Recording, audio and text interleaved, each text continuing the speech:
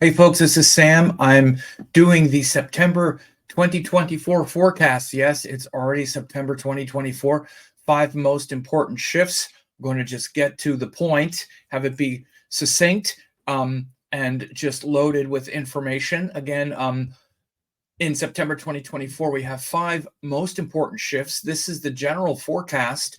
I also have, if you want to get the full forecast for your sign, you can join at the examiner level and get the daily forecast. You see, I'm going to be doing the full September 2024 forecast, as well as the other member videos that are already available for this week and the week ahead. There's ongoing updates to stay informed. But today I'm going to be talking about the 5 most important shifts here for September 2024. And as always, please make sure to subscribe and get notified. Ring the bell to get updates as I do more videos, and I do them on an updated basis. So the 5 most important shifts of September 2024. I'm going off this calendar that I use from my student and friend Casey Scott from Gold Star Astrology. We want to thank Casey for providing the calendar. And you can see that the first shift is the new moon in Leo that's happening on Monday, September 2nd. That new moon is in Purva Falguni Nakshatra. The new moons are the beginning of a new cycle. And by the way, at the examiner Lemurian level, you will also get a new moon forecast for your sign. A new moon forecast for each of the 12 signs. As you can see, the last time we had a new moon, it was the new moon in Cancer last month for all 12 signs. So you see, this is just 1 month worth of updates that people get at the member site. So not that expensive, only $9.99 a month. But anyway, that new moon is the beginning of that cycle, and it affects each person differently based on their ascendant. So like for me, I'm Gemini, so it's a 3rd house cycle. If you're Aries, it's a 5th house cycle. If you're Cancer, it's a 2nd house cycle. So, but that new moon in Leo, it's a beginning of that Leo energy of power, inspiration, purpose. And the nakshatra is Purva Falguni, which is related to the god Bhaga, the god of delight and enjoyment. And again, this is the section of Leo where it's good to be the king and to enjoy all of the trappings of, and all of the power, but we need to be generous with that power. We need to share that power with the kingdom and with the people so that our kingdom flourishes, not just we benefit. Then we have a few other things. Again, Venus and Ketu conjunction. Mercury also goes into Leo. But then we have a huge thing that happens here on September 17th, lunar eclipse in Pisces. This is really the beginning of the eclipse season. So we're getting into the eclipses. I'm going to be talking about them in greater detail.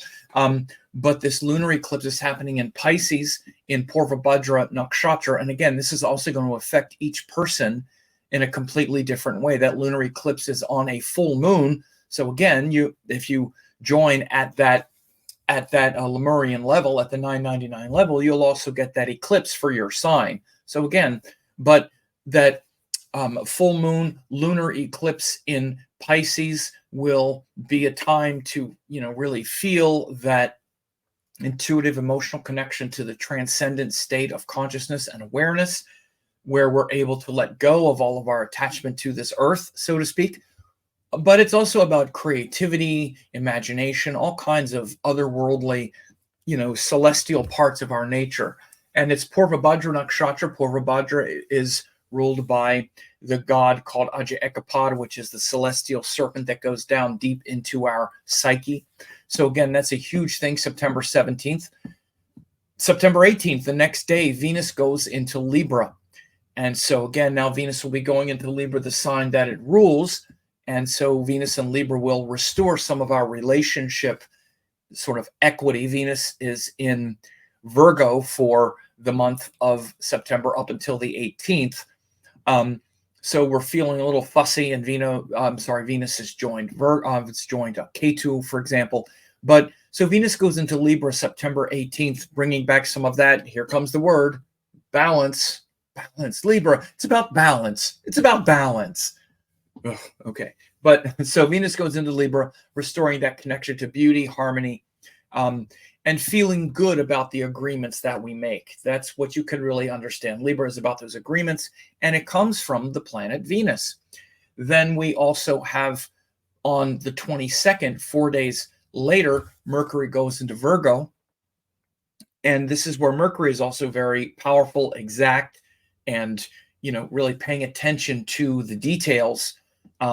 So both Venus and Mercury will be in good dignity after the 22nd, which is good, right? Because both Venus and Mercury have been scraping around for months in Cancer and Leo. Mercury was retrograde. Venus hit the retrograde Mercury, also went through Cancer and Leo, was aspected by Saturn. Then Venus was debilitated.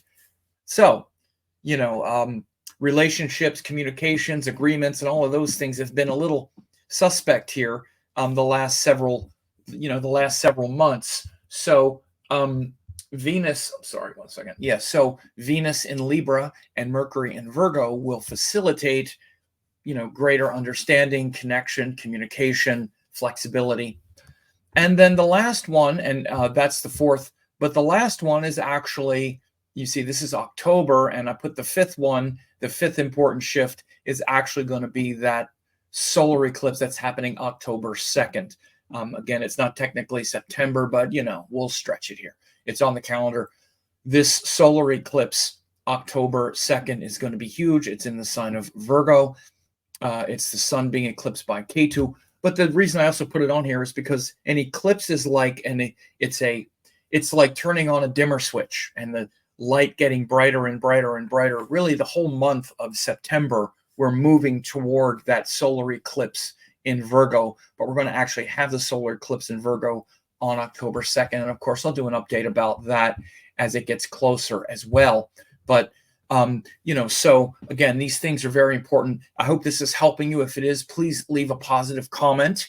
And again, you want to also click like on the video and make sure to subscribe and whatnot. But again, these are what I would say the most important shifts again, but I'm going to do a day-to-day, a day-by-day September forecast, in-depth forecast. These are usually, 45 minutes to an hour or so. That's going to be on September 31st. I'm sorry, August 31st. This is this upcoming Saturday at 12 noon. I'll be doing that if, for all of the members, or if you want to become a new member. But again, September already here, big shifts. We have these eclipses, first a new moon in Leo, then we have a lunar eclipse in Pisces, really starting off the eclipse cycle. Then Venus moves into its powerful sign of Libra. Then Virgo goes into its powerful sign of Virgo, really reestablishing these two very important planets again, because when Mercury's in Virgo, we're also precise with details, precise with communication. And then early October, we have that solar eclipse in Virgo, and that will really land this month, sort of put a button on it. Please like the video. Clicking like helps a lot more than you know. It pushes the video higher in relevant video searches. Also, thanks for watching. Don't forget to like, comment, share, and subscribe to the channel.